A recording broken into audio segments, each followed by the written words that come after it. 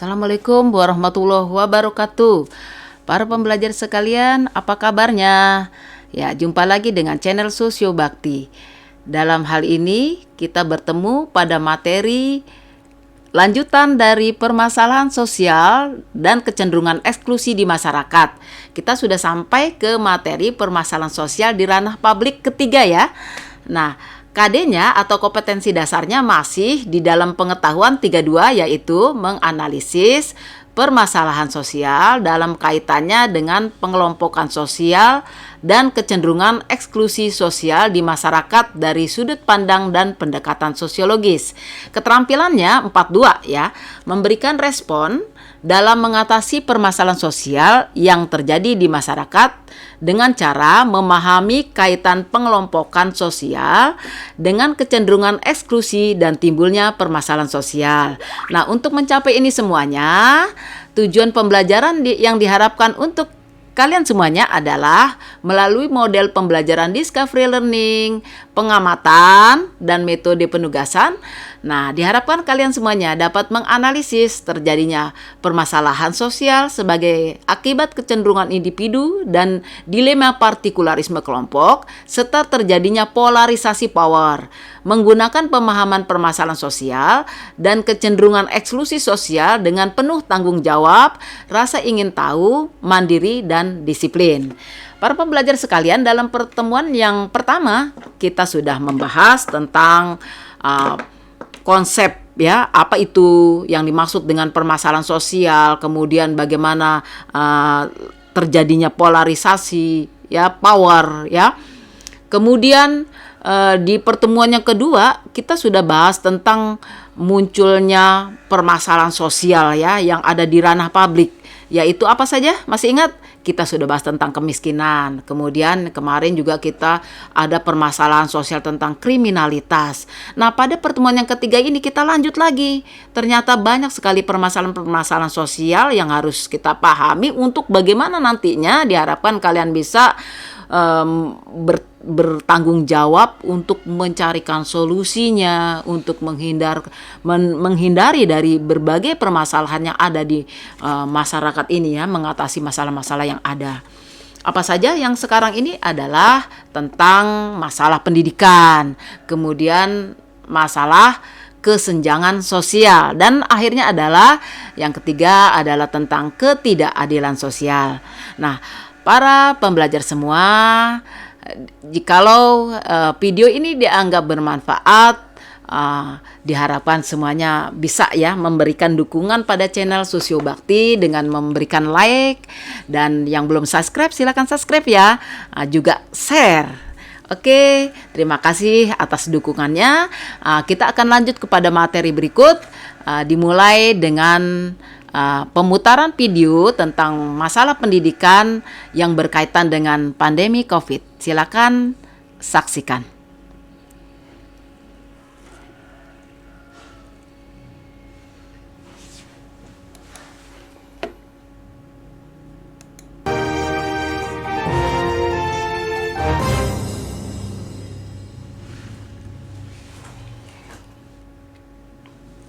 Pembelajaran di masa pandemi COVID-19 merupakan sebuah tantangan yang harus ditaklukkan oleh semua pihak, baik guru, siswa, maupun orang tua siswa. Dalam pernyataannya, Mendikbud Nadiem menjelaskan, pembelajaran di masa pandemi COVID-19 menciptakan pemikiran yang lebih terbuka. Para guru maupun siswa dan orang tua siswa tidak hanya mencoba berbagai aplikasi maupun metode baru, namun juga telah menciptakan empati baru antara orang tua dan guru. Guru menyadari pentingnya peran orang tua untuk menyukseskan pendidikan anak, dan orang tua sadar betapa sulitnya tugas guru dalam mengajar anaknya. Tidak semua murid punya level kompetensi yang sama. Yang unggul di satu bidang belum tentu unggul di bidang yang lain. Cobalah membagi kelompok belajar berdasarkan kompetensi yang sama. Contoh, kalau satu hari ada 5 jam mengajar, kenapa harus seluruh kelas serentak diajar lewat video call? Kenapa satu kelas semuanya diberikan tugas yang sama? Sebagai contoh juga, 5 jam mengajar dalam satu hari itu bisa sebenarnya dibagi jadi 5 kelompok yang lebih kecil, masing-masing 1 jam melalui video conference. Tapi setiap kelompok fokus kepada mungkin paling menyulitkan untuk mereka atau topik yang paling menarik bagi mereka. Pembelajaran daring pada masa pandemi COVID-19 tidak akan diatur dalam sebuah regulasi. Nadiem menuturkan setelah COVID-19 ini pasti ada berbagai macam platform pembelajaran jarak jauh. Pihaknya siap mendukung apabila ada dinas pendidikan yang ingin mengimplementasikannya.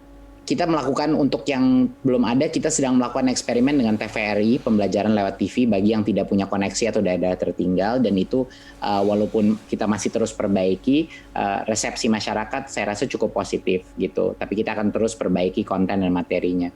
Tapi mau nggak mau, Mas Usman, kita harus memberikan konektivitas di semua pelosok Indonesia. Itu tidak ada opsi buat saya. Karena di mana mereka tidak mempunyai ekonomi yang memadai, tidak punya sumber daya mungkin yang memadai, satu-satunya elemen pemerataan yang bisa kita lakukan adalah dengan teknologi.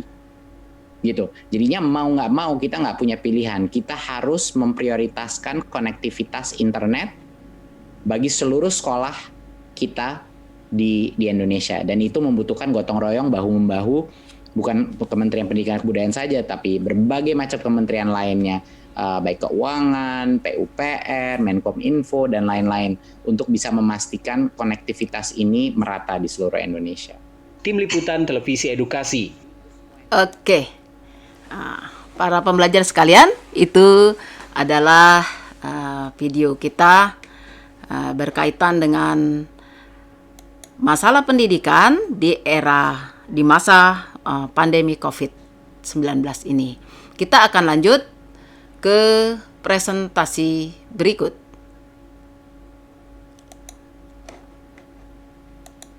Ya, nanti setelah materi ini selesai, silakan kalian analisa ya tentang masalah pendidikan di era COVID-19 ini. Nah, permasalahan sosial di ranah publik tentang pendidikan, tentang masalah pendidikan, kita mulai dengan konsep pendidikan menurut John Dewey. Ya, 1958. Beliau berpendapat bahwa pendidikan adalah proses yang tanpa akhir. Education is the process without end. Dan pendidikan merupakan proses pembentukan kemampuan dasar yang fundamental, baik menyangkut daya pikir, daya intelektual, maupun emosional perasaan yang diarahkan kepada tabiat manusia dan kepada sesamanya. Oleh karena itu, proses belajar menjadi kunci untuk keberhasilan pendidikan agar proses belajar menjadi berkualitas, membutuhkan tata layanan yang berkualitas. Ya, ditulis oleh Sagala Saipul 2013. Nah, bagaimana masalah pendidikan di Indonesia?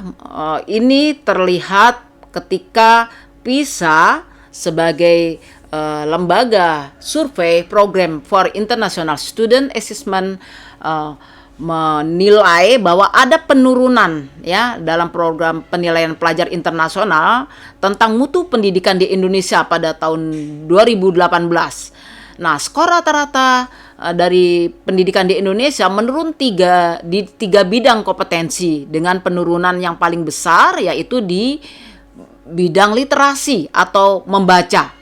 Ya, di sini kita ada di urutan ke-74 dengan skor 371. Nah, rata-rata kemampuan membaca negara yang tergabung dalam The Organization for Economic Cooperation and Development (OECD) memiliki skor 487. Nah, ini para pembelajar masalah literasi ya. Mari sama-sama kita menyadari bahwa dalam penilaian internasional tersebut kita kurang di dalam literasi. Sekarang terbuka kesempatan lebar untuk kita membaca, ya, belajar dari rumah. Kalian bisa memperluas wawasan membaca kalian, ya, membuka materi yang berkaitan dengan materi, yang membuka hal-hal yang berkaitan dengan keterampilan di abad 21 untuk kehidupan kita di masa yang akan datang. Karena bisa jadi apa yang ada di sekarang ini di yang akan datang ini belum tentu sama, ya. Jadi kita harus bisa siap mengantisipasinya. Dan dari mana kita bisa berbuat demikian, yaitu tentunya dengan cara banyak membaca, ya. Banyak tahu bisa dari banyak membaca. Kemudian penurunan yang kedua itu adalah di bidang kemampuan matematika. Ya, ini kita berada di posisi 73 dengan skor 379. Nah, yang ketiga adalah di bidang sains. Ya, dengan skor 396 kita berada di posisi 71. Nah, hal-hal inilah yang kemudian mendasari bagaimana segenap kemampuan ya diupayakan untuk mengatasi masalah-masalah pendidikan yang ada. Nah, yang bisa kita lakukan untuk sementara sebagai pembelajar tentu apa tadi? Ya, kita mencari tahu, banyak baca ya, banyak mencari pengetahuan untuk bisa paling tidak tadi untuk meningkatkan mutu pendidikan di negara kita Indonesia tercinta ini. Nah, secara umum masalah-masalah apa saja yang ada ya di dalam pendidikan di Indonesia? Yang pertama adalah kekurangan jumlah guru yang terampil. Nah, terutama ini ada di Indonesia ya, di daerah-daerah yang pelosok ya, di mana kita masih kekurangan tenaga guru ya. Tentunya ini menjadi tanggung jawab kita semua untuk bisa di daerah-daerah tersebut kemudian bisa cukup tenaga-tenaga pendidik, karena ini sangat berkaitan dengan kualitas pendidikan yang dihasilkan ya. Yang kedua, masalah yang ada dalam dunia pendidikan adalah infrastruktur pendidikan yang kurang memadai. Ini masih miris sekali kalau kita lihat dari hal contoh gambar-gambar yang ada di sini. Masih banyak di daerah-daerah yang fasilitas pendidikannya ya, gedung sekolahnya masih kurang memadai, kurang layak, kemudian sarana infrastruktur yang mendukung ya bagaimana siswa menuju sekolah juga masih banyak yang sangat kurang sekali. Ini bagaimana sangat pilu kalau kita lihat ya, sedih kalau kita lihat pelajar-pelajar yang berjibaku untuk ke sekolah dengan kondisi yang sangat menantang ya, nyawa seperti ini. Ini adalah suatu kondisi yang tentunya sangat menjadi masalah bagi kehidupan masyarakat ya, berkaitan dengan dunia pendidikan kita. Ya, kemudian kurangnya bahan pembelajaran bagi siswa atau guru ya, berkaitan dengan sumber-sumber literasi ya.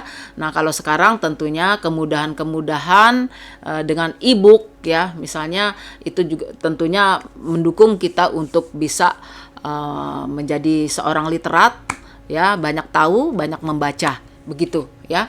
Nah, kemudian yang berikut adalah masalahnya banyak anak yang tidak bisa ke sekolah karena tidak punya dana pendidikan. Nah, di sini kita lihat contohnya di dalam gambar ini, sementara ada anak-anak yang sebaya ya, di satu sisi ada yang bersekolah, di sisi lain ada anak-anak kita sebagai generasi penerus yang harus sama-sama mengenyam pendidikan ya. Di usianya mereka harus mencari nafkah, membantu orang tuanya ya.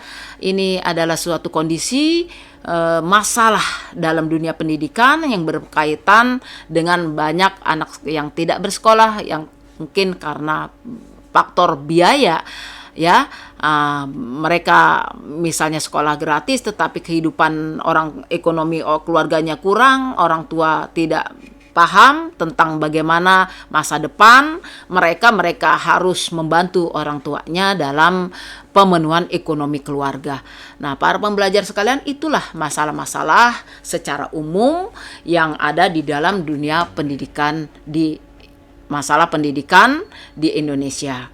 Nah, masalah sosial di ranah publik yang berikut yang akan kita bahas ini adalah tentang kesenjangan sosial.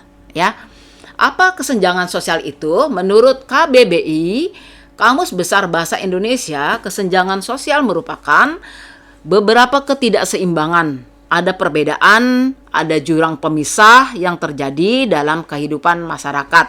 Ya, nah, Abad Badur Rahman menyatakan bahwa kesenjangan sosial itu adalah berbagai ketidakseimbangan sosial yang ada di masyarakat, sehingga menjadi satu perbedaan yang sangat mencolok ya.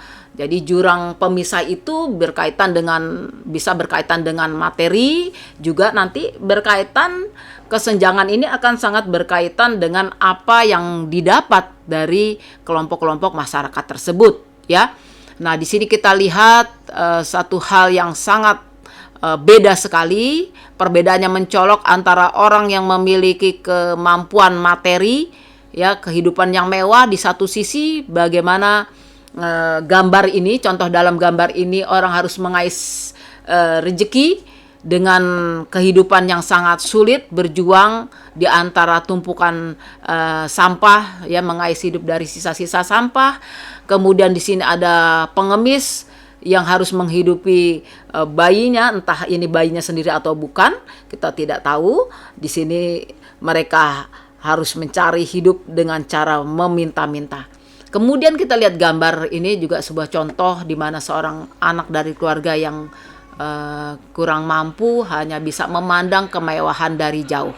Nah, para pembelajar sekalian, ini adalah bentuk masalah sosial berkaitan dengan kesenjangan sosial yang ada dalam masyarakat. Nah, apa saja faktor penyebab dari munculnya perbedaan atau jurang pemisah di dalam kehidupan masyarakat antara kelompok atas dan kelompok bawah yang jauh ini, yang kita sebut dengan kesenjangan? Ada beberapa faktor dari penyebab kesenjangan sosial ini yang nanti akan melahirkan ketimpangan-ketimpangan yang kita bisa lihat. Antara lain yang pertama adalah adanya ketidakmerataan pembangunan antar daerah. Ya, ini berkaitan dengan kebijakan-kebijakan yang dibuat oleh agent of change, kelompok-kelompok yang diberi kepercayaan di dalam pembangunan di masyarakat. Ya, jadi masalah ketidakpemerataan pembangunan antar daerah ini tentunya sangat berpengaruh kepada finansial yang didapat, ya, pertumbuhan ekonomi yang sangat beda antara daerah yang satu dengan daerah yang lain. Yang berikut adalah tingginya pengangguran, ya. Bagaimana sudah kita pahami tadi di masalah pendidikan, ya. Tidak semua generasi kita sudah merata di dalam mendapatkan kualitas pendidikan dan kesempatan mengenyam pendidikan yang memadai. Ini akan sangat berpengaruh kepada tingginya angka pengangguran, karena tidak semua lapangan pekerjaan bisa dilakukan dengan apa yang mereka miliki, ya. Nah, ini. Kemudian hilangnya rasa gotong royong, ya. Jadi dalam kehidupan masyarakat yang kompleks sekarang, dengan kehidupan yang cenderung ke arah individualisme, ini hilangnya azas gotong royong ini akan membawa kepada gap, ya, di mana terjadi jurang yang sangat jauh antara si kaya dengan si miskin, ya. Jadi akan menyebabkan terjadinya kesenjangan atau perbedaan yang mencolok. Kemudian terjadinya pencemaran lingkungan alam, menyebabkan sebuah kesenjangan sosial, ya. Bagaimana pencemaran lingkungan alam ini bisa mengakibatkan sebuah kesenjangan sosial. Biasanya sebuah kondisi yang bisa kita lihat sebagai contoh di wilayah bekas penambangan yang menyisakan areal, ya, yang merusak lingkungan, menyebabkan masyarakat yang hidup di wilayah tersebut dengan sektor-sektor kehidupan yang harus ditopang dengan alam, ini tidak bisa lagi hidup dengan baik, ya, menyebabkan mereka sulit untuk melakukan peningkatan dalam kehidupan ekonominya, misalnya meningkatkan hasil pertanian dan sebagainya, karena wilayah yang sudah tercemar. Yang berikut adalah lahirnya ideologi kapitalis. Kapitalisme itu sendiri adalah paham di mana pemodal ingin mendapatkan keuntungan yang setinggi-tingginya. Masih ingat ekonomi para pembelajar? Dan menekan, ya, kerugian. Begitu. Jadi mengambil keuntungan yang setinggi-tingginya, ya, dengan menekan kerugian serendah-rendahnya. Nah, ini adalah menyebabkan ketimpangan juga di mana akhirnya mereka membayar para buruhnya dengan upah yang sangat rendah. Yang berikut adalah rendahnya mobilitas sosial. Nah, mobilitas sosial itu sendiri kan gerak sosial. Kalian sudah belajar ya. Gerak sosial, perpindahan status. Nah, bagaimana mobilitas sosial yang rendah ini menyebabkan kesenjangan ya? Orang seringkali ingin melakukan gerakan atau perpindahan status. Tentunya kalau dari status yang rendah menjadi status yang tinggi, dari ekonomi yang bawah menjadi ekonomi yang atas. Tapi kesulitan berkaitan dengan apa misalnya yang ada di dalam SDM ya, kurang kemampuan untuk bagaimana meningkatkan kualitas hidup karena keterbatasan SDM yang dimiliki, akibatnya juga mengakibatkan sangat sulit dia melakukan perubahan-perubahan atau gerak sosial. Ya, inilah yang disebut dengan rendahnya mobilitas sosial. Nah, yang berikut adalah rendahnya kualitas sumber daya manusia. Ya, nah, tadi berkaitan dengan apa? Berkaitan dengan hal yang sudah kita bahas, yaitu masalah-masalah pendidikan. Ya, pendidikan yang kurang, pendidikan yang rendah, kesempatan yang tidak memadai, dan masalah infrastruktur yang kurang, ini akan menghasilkan kualitas sumber daya manusia yang rendah ya.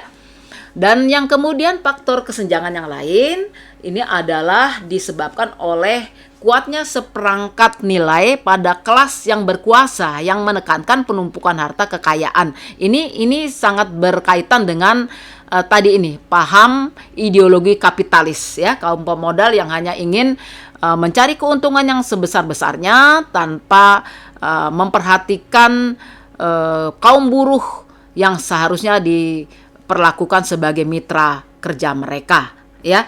Inilah yang menyebabkan gap yang sangat jauh, yang akhirnya menjadi pemandangan yang sangat ironis sekali ya, di mana di satu sisi bagaimana kaum pemodal masyarakat dengan ekonomi yang luar biasa ya, ini pemandangan kesenjangan yang jauh sebagai gambaran ya, ilustrasi yang jauh sekali, gap yang sangat jauh sekali ya, dengan pemandangan bangunan-bangunan mewah di satu sisi, mereka di sini ada rakyat yang harus bergelut dengan tumpukan sampah, mengais hidup dari sisa-sisa sampah yang ada.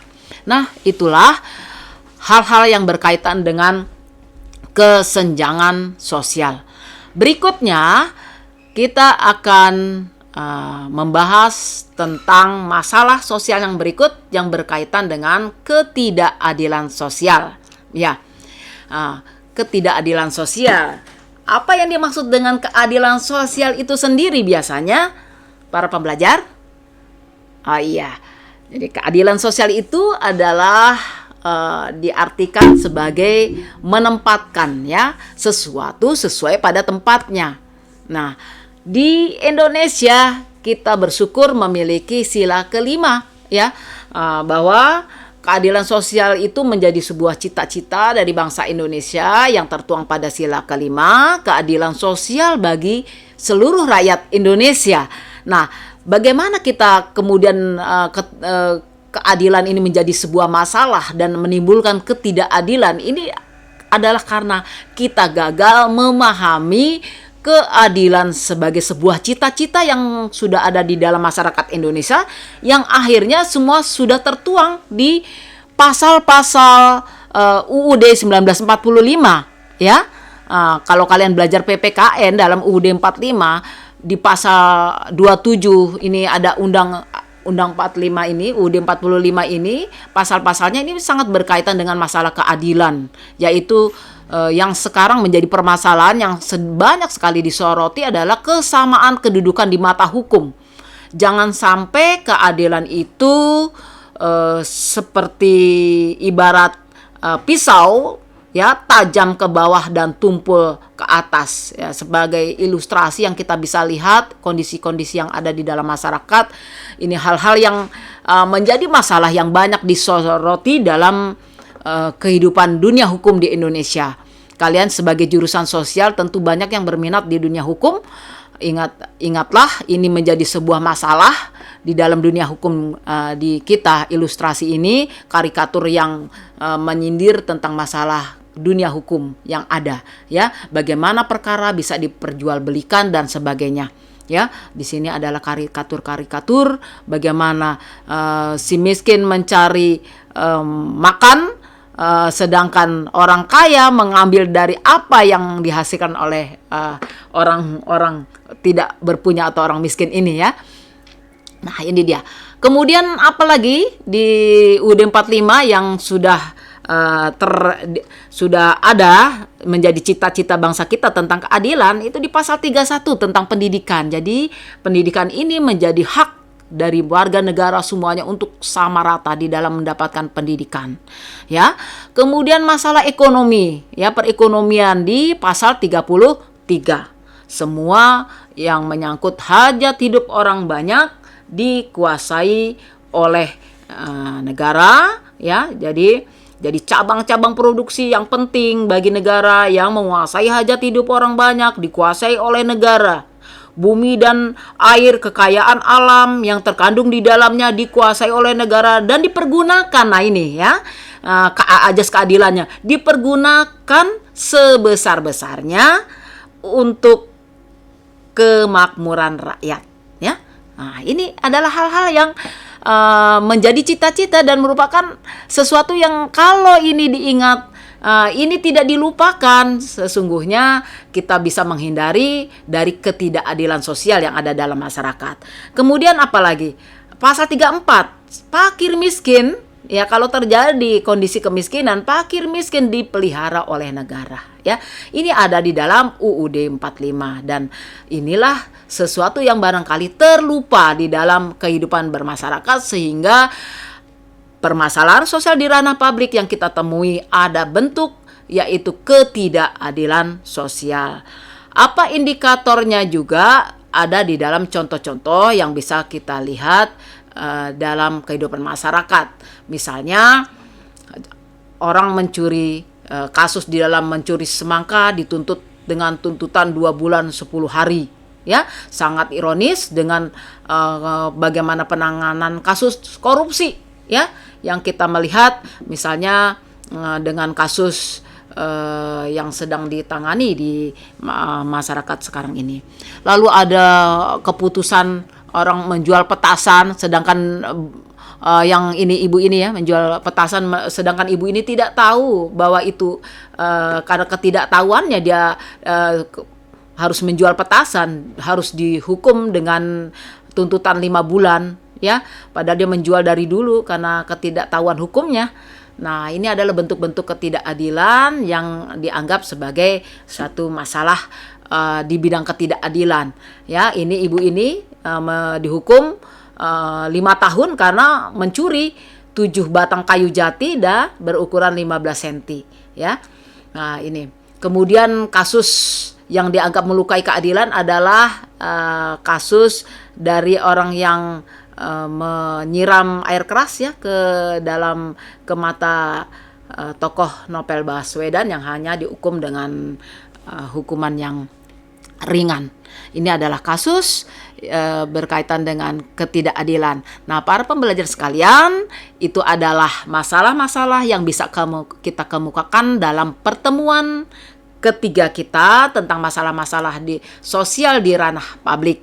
Nah, di akhir pertemuan ini silakan kalian tadi menganalisis, ya, tuliskan sebagai tugas kalian menganalisis dari video tentang masalah pendidikan kita di ranah publik yang berkaitan dengan kondisi pandemi COVID-19. Kemudian silakan kalian cermati gambar-gambar berikut sebagai contoh adanya permasalahan sosial di masyarakat, ya. Lakukan analisa bagaimana dampaknya dan bagaimana solusinya. Nanti kita akan lanjutkan dalam pertemuan yang keempat untuk bagaimana kalian bisa memahami permasalahan sosial yang ada ini untuk mencarikan solusinya yang terbaik sehingga kelak kalian bisa bersikap bijaksana di dalam kehidupan dan bisa terampil untuk menyikapi kehidupan yang akan mendukung kehidupan yang baik dalam kehidupan bermasyarakat secara berkeadilan sosial. Akhir kata, wassalamualaikum warahmatullahi wabarakatuh. Sampai jumpa dalam pertemuan yang akan datang.